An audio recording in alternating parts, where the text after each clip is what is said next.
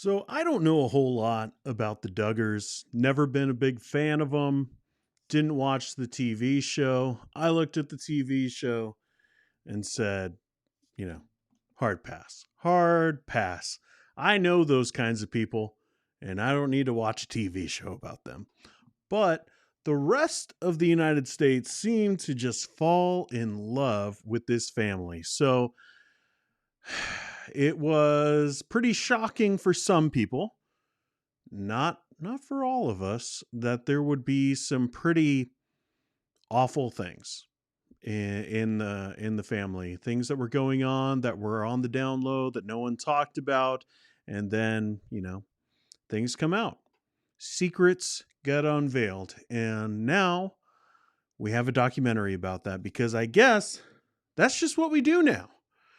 We just have documentaries. We wait until the awful things have come out, and we don't talk about them until all of a sudden, there's a documentary. Now, I wasn't expecting to watch this thing, but RJ Miller, one of my YouTube subscribers, said something about it, I think even this morning. And I was like, I don't know, maybe I should. And then I came home from dropping off the kids, and my wife had just started episode 1. And I was like, well, I guess we're doing this thing. So I watched the first 3 episodes. Did not watch the final episode yet. I'm waiting until my wife gets home from work, and then we will watch it together. But I was kind of shocked. Like I said, I get a little bit tired of these documentaries and you know revealing hidden truths, and sometimes it's not even hidden truths. It's just people stating like the most obvious thing in the world. And then I was, not a fan of these people or anything. And I found myself kind of glued to these episodes. And the reason why is because I was not aware that this documentary was more like, yes, it's about the Duggars, but it's more focused, at least in my opinion, on the ideology of Bill Gothard. Now, Bill Gothard, while the Duggars did not care for him, didn't want to watch their show, thought it was hokey, thought it was corny, didn't want, no. Like I said, hard pass. But Bill Gothard was a big part of growing up for me.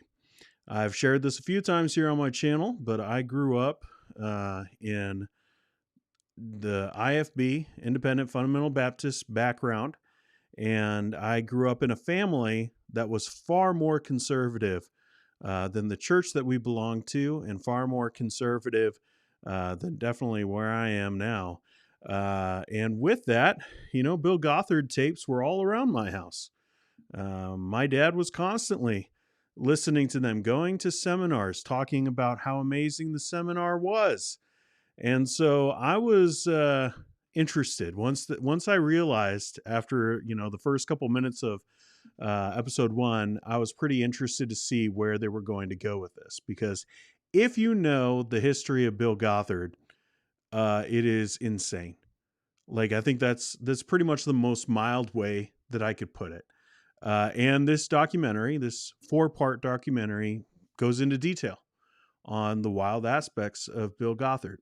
Now, most people, though, who watch this are more going to be focused on, the Duggars. And maybe they have an attachment. Maybe they watched it. I think it was on forever on TLC. But you probably watched it for more of that. So let me just give you some of my thoughts.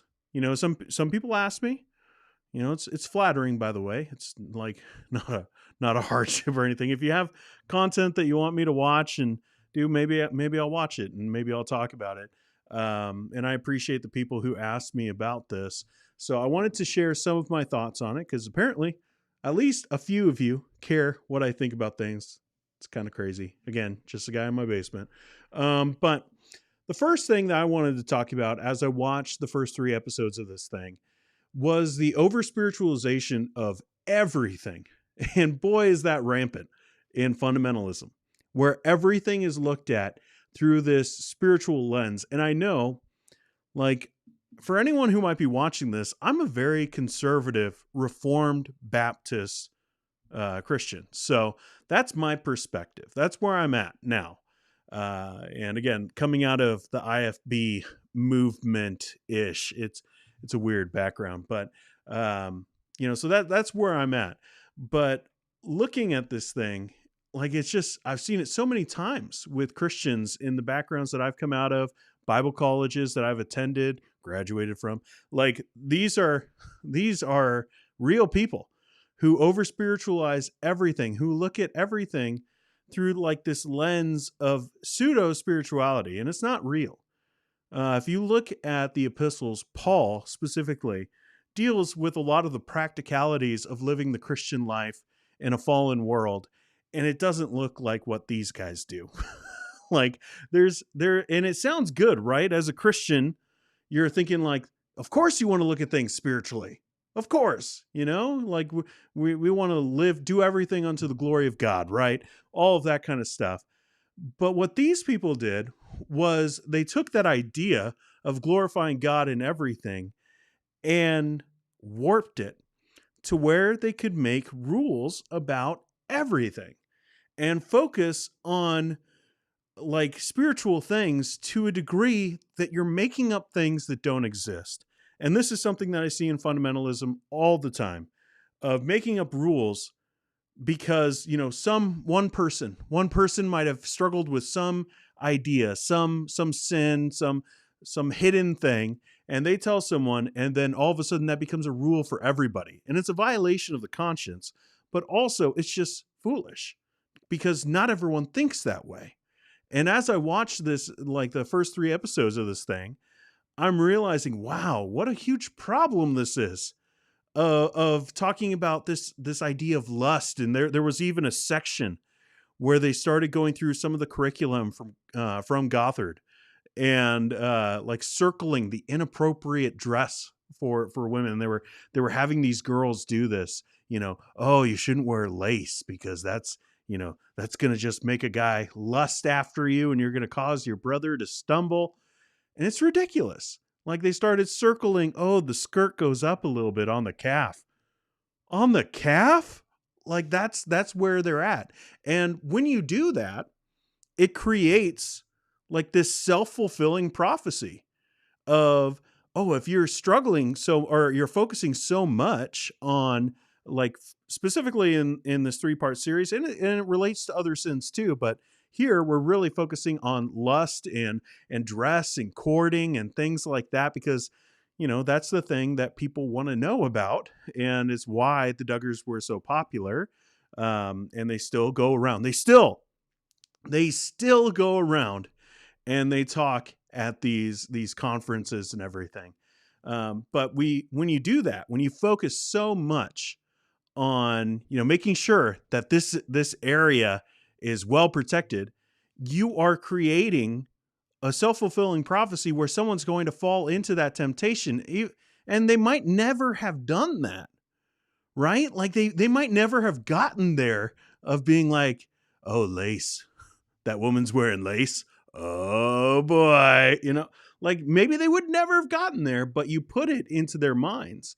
And I thought that was so interesting. I forget who said it in the documentary, but I think it was just someone who came out of that movement and was talking about like, don't think about your sisters in that way. And you keep on saying that over and over again. And even though that's so bizarre, you shouldn't have to say that, right? Like you should not have to go to your sons and talk about those things. But when you're doing that so often and you're sexualizing everything and you're focusing so much on this idea of, creating hedges of protection, and we'll talk about the umbrellas here in a minute.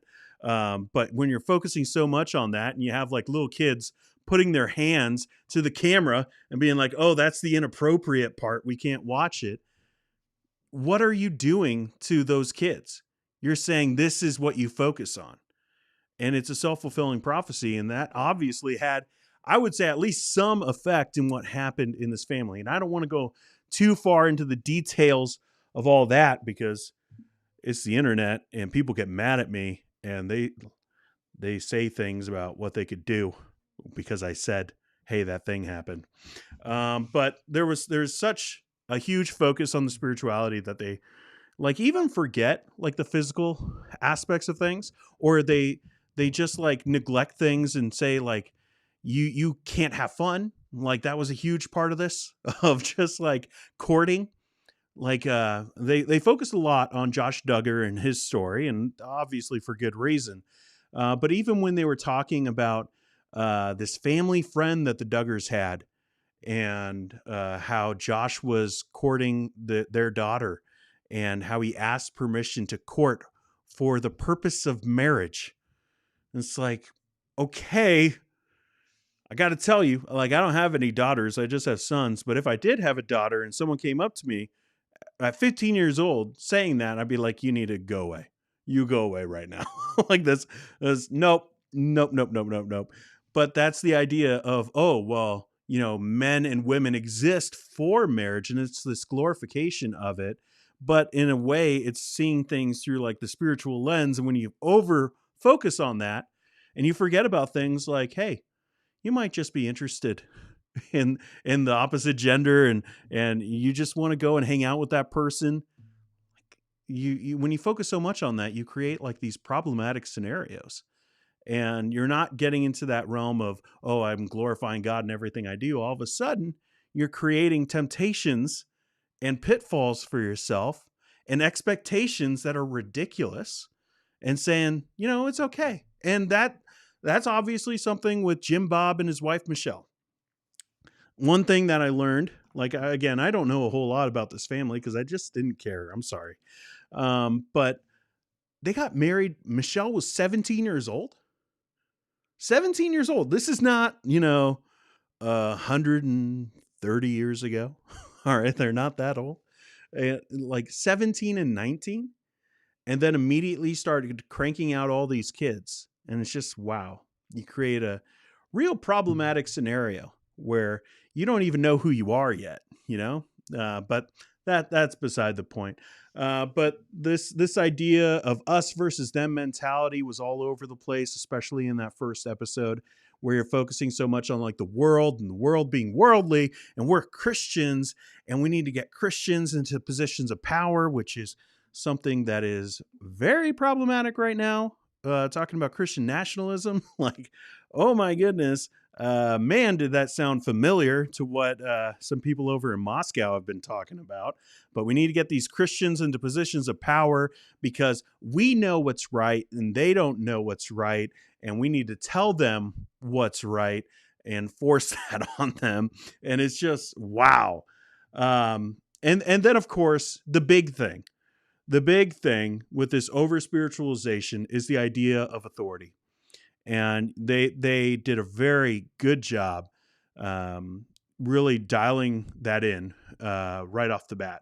I think it was in like the first 10 minutes they start talking about authority, and it's just like interwoven throughout this documentary. I would say this is actually a good documentary. I watched the Secrets of Hillsong. My last stream was about the Secrets of Hillsong. This is a step above that. Okay. This is how you create a documentary. It's not just random happenings and random ideas. There's a actual narrative that's being told throughout this thing, and interwoven with the story of the Duggars, and the Duggars really as the mascots of the ideology of Gothard and what is it, IBLP? I'm not super familiar with the institution itself, more of just Gothard as a person. But the idea of authority, and while that is a biblical concept, and some people, don't agree with me on everything about the way gender works with the Bible and all of that, and complementarianism versus egalitarianism, I would say I'm probably somewhere in the middle. But that being said, we might not all have agreements on that, but I think we could all see from this documentary that there was a huge focus on just the man being everything. There's all these shots of Jim Bob being the hero. He gets to go and try to be a senator, failed. But try to be a senator, try to, be in these positions of power so he can influence the world for his faith. And I don't know if that was so accurate given how things progressed. But all that being said, there's just hero shot after hero shot of Jim Bob, and there's Michelle in the kitchen. There's Michelle giving birth to another one. There's Michelle like being this idolization of what a 1950s couple was supposed to be. And it's so odd because, like, especially for someone around this age, like, your parents, right? Like, your parents, most likely they weren't like this, but you think, oh, that's what we need to be. And you could see that, like, even Michelle talked about, I was not like Jim Bob.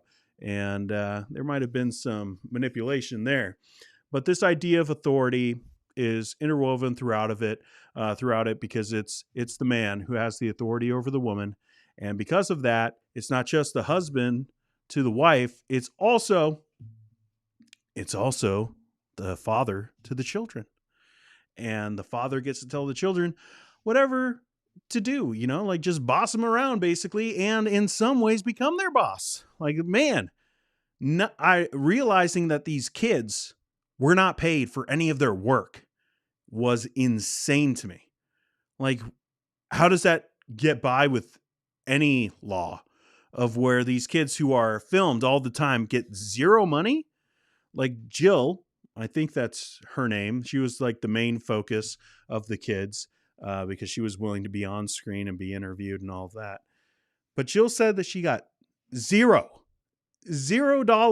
for all those years of being filmed. Zero.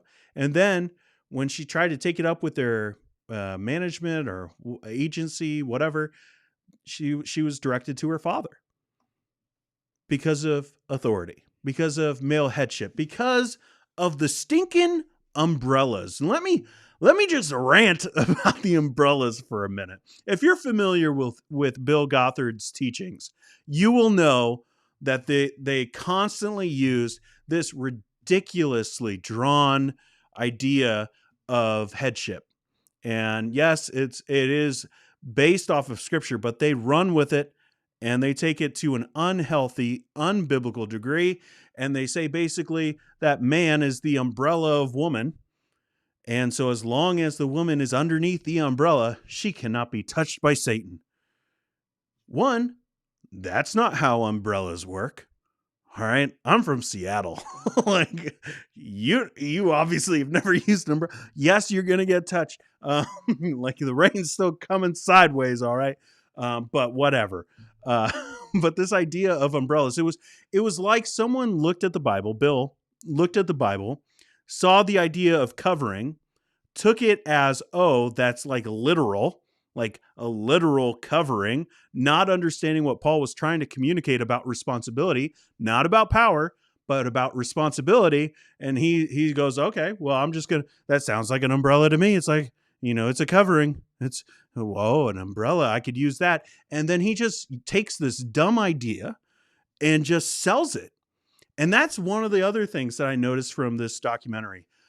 Just the capitalist opportunism of fundamentalists. And I've seen it time and time again, where they have a concept or a problem that they think, is happening. And they're like, I could build a curriculum for that. And I'm seeing it actually all over the place now, especially even here on Christian YouTube. All these people who are like, I'll sell you this curriculum. I'll sell you this program. You got a problem with PORN? I got a program for that. It's like, but it's $250. Like, there's all this stuff. Like, it's just like, calm down. One, it's not worth that. Two, like, what are you trying to do? I thought you were here to help people. But this idea of just capitalism is all over the place in fundamentalism, and specifically with Bill Gothard. One, he has no expertise. He had no expertise. He wasn't even married. He had never had children that we know of. Like, think about that. Think about a random dude coming out of college. He went to Wheaton, and he starts doing these seminars, and the documentary did a good job of showing like this history and building it up. And you're like, how did he get through to this audience? But he doesn't have kids. He's never been married, and he's having these conferences at such a young age, telling everyone, come to me. And I think it was even a thing. Whatever you're struggling with, whatever habit, we could break it with our program. Like, that was a promise that he made to people. That's a lie. Like anyone who's been in pastoral ministry or any kind of ministry knows, like, people are all different and they might not follow everything you say. And even if they do everything you say, it's not that you're perfect and you have all the solutions. But he really claimed to do that. Like, I remember sitting in the car in the station wagon and listening to Bill Gothard's voice talk about, they would come to him with problems about everything. And he would just give answer after answer. I thought as a kid, this guy must be the smartest man in the world. He just knows everything. How is this even possible? He just knows it all and always has an answer for things. He didn't. He was a charlatan. He was a fake. The idea of someone who's not married, who doesn't have kids, telling the world how to parent and be a good spouse, a good and godly spouse, is ridiculous. Now, again, this doesn't mean like some people will take it to a degree and say, well, pastors then have to be married. That's not what I'm saying. But if you're going to go and start this parachurch ministry and build it up into this empire and claim to be, the source of all knowledge and wisdom on this topic, you better have at least some experience. And to have none, I think, speaks to his capitalist agenda. He just wanted money. He just wanted to build an empire like his dad. His dad was the head of the Gideon Association. Now, I'm not saying that money was a priority there, but he was very influential. And I think that you saw someone desperate to be as influential as his father and just took off with this thing. And it worked because there's something in us that we just want experts. We're constantly trying to find gurus about everything. And we will make excuses if that person has a similar agenda to us, like a similar background maybe, or they have similar fears.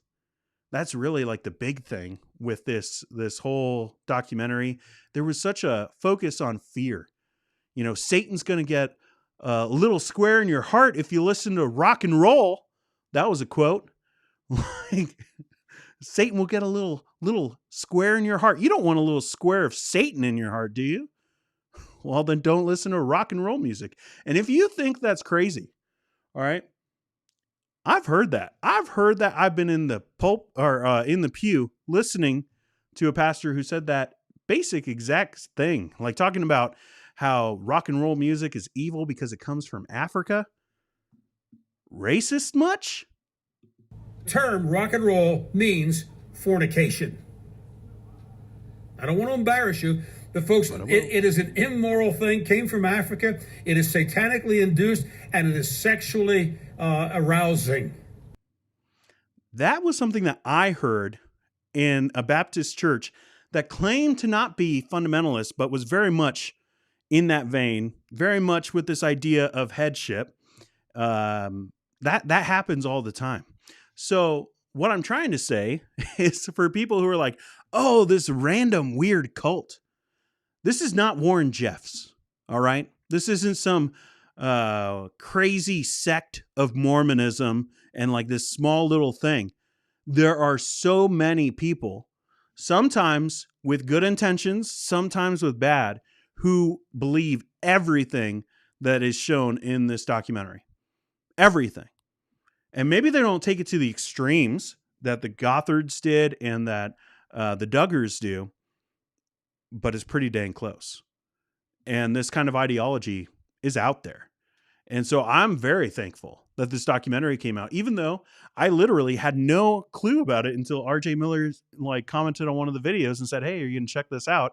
And then I come home and my wife is watching it. And now I'm like, oh, thankful that this was made, because there are so many fundamentalists who are out there who have been influenced by Gothard, and maybe they don't even have a clue that what all this is leading to. Because with the Duggar family, they wanted to use them as the mascot when everything was going good and they were on TV. But I also think that they also have to take the flip of the coin there, and they're also the mascots of when things go bad. And it did. And it did horribly. And that leads me into the last thing. It was just rampant abuse all over the place within this organization, Gothard's organization, within families that were a part of it. And we had all these different people, some abuse survivors, some people who just came out of the movement, and they're sitting there telling their story. And it all sounds pretty familiar to things that I know.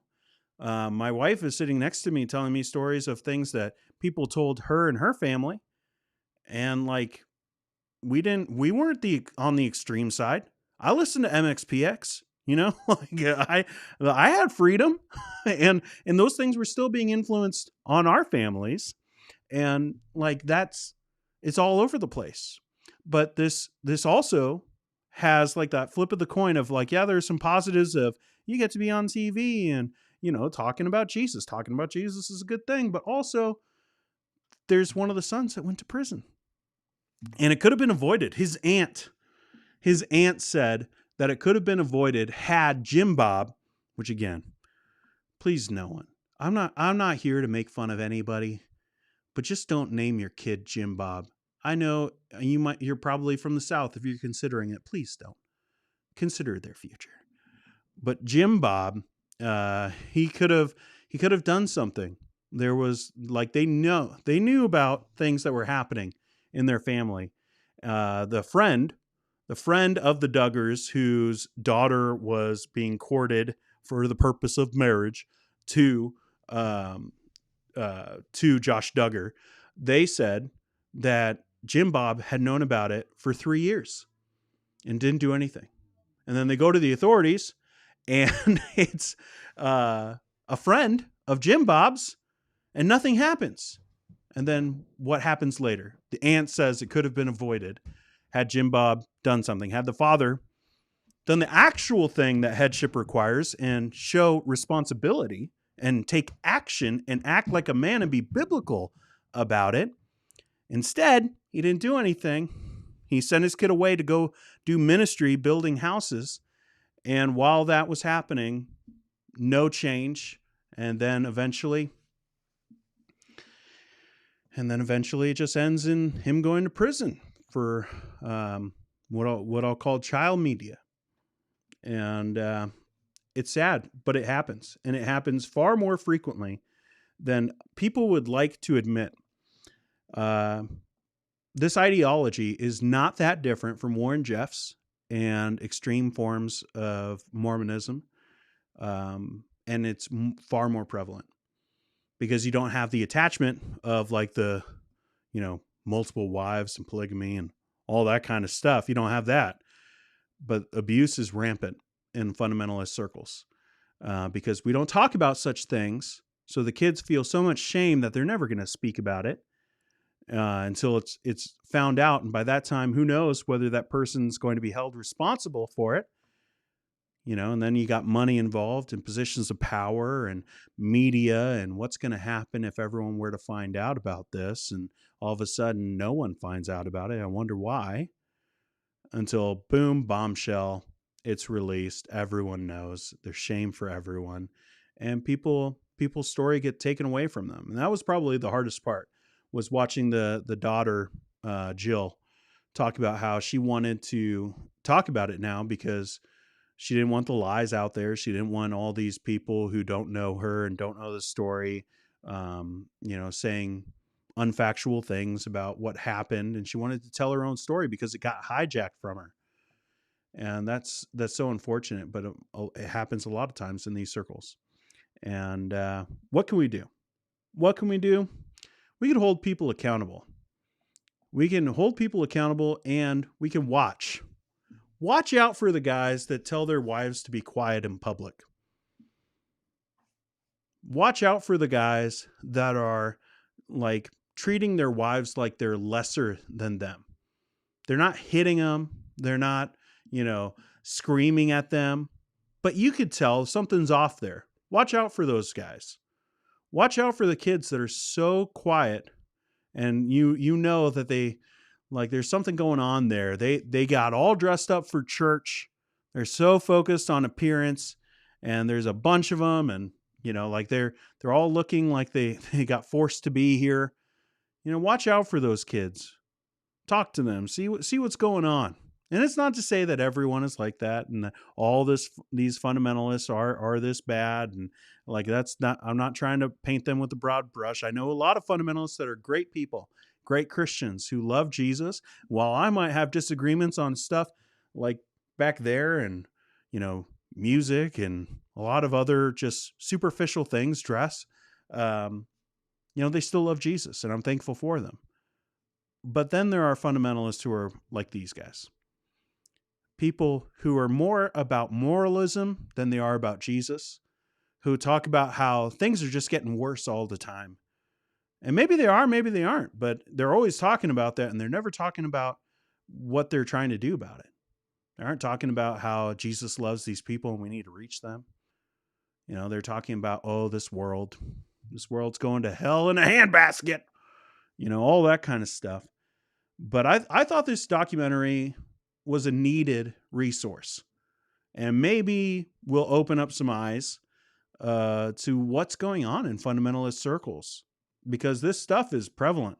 And it's not just Gothard, even though his influence, it really can't be understated. He has had such an influence. If you want to talk about, someone got yelled at on Twitter for bringing up John MacArthur's name with Bill Gothard, but it's so true.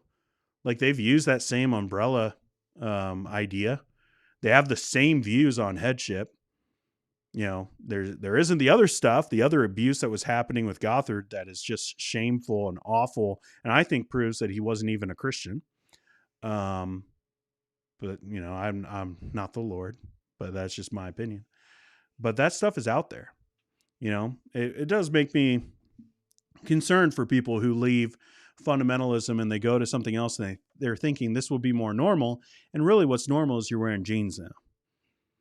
You're wearing jeans and you're listening to Christian contemporary radio. You're listening to CCM, and now everything's different. It's not different. The ideology is the same. If you're in one of those environments, I would say leave. This, to me, is a crucial issue of how far you take this idea of headship. And if it's about power, and if it's about dominance, and you hear things about the men being prophets and the women being mercies, whatever that means, it's time to head for the hills. Time to get out of there. Find a new church. Find a new community, because it's only going to go wrong with that environment, for your family and for yourself. There are places, there are good churches that hold to ideologies that are similar, but they don't go as far. They talk about headship in a way that is actually God honoring and not just man glorifying. That the man is just the greatest thing to ever happen. This is Dale Partridge's problem. His ideology, that's the kind of people I'm talking about. Dale Partridge, his form of patriarchy is very similar to Bill Gothard's. All right. Like, those people, avoid those people. They're only going to lead you into trouble and heartache and pain. And eventually, if you have like a good understanding of the Bible, you'll have to come out of those places anyways. Don't go down that road. Like, you might think that there are other good things attached to these people and these leaders and these churches. And maybe there is, but it's not worth it. And you can find those good, solid things in other people, in other churches, in other communities. And it's not to say that you have to go full egalitarian. It doesn't mean you have to go the complete opposite way. Find someone who lines up with your theological beliefs and doesn't use it to bully a gender. That's all I'm saying. And I think it's pretty clear from this documentary that's what was happening in these circles. And these circles have circles. And those circles have circles. And there's so many people who have been impacted by the Duggars. I never watched the TV show, but I heard about it all the time. It was frickin' annoying. I never wanted to watch this show, but people are always talking about it in the circles that I ran in, because these circles have circles and you don't want to be in them. It's only going to lead to heartache. So those are my thoughts about this. I'm going to take some of the chat that you guys have been popping in the chat and having some thoughts. I'm going to take a look at those. I'm going to give my son his insulin, and then I'll be back for chill stream. We'll start with dealing with some of your comments. So even while like the stream is going to end in a second, you can leave chat still and I'll still be able to see it, I think. And then probably in about 10 minutes, I'll be back with, a chill stream. We can talk about these things and talk about whatever else you want. My wife's working, so that's where I'm at. Entertain me for a little bit. But I'll see you in just a couple minutes.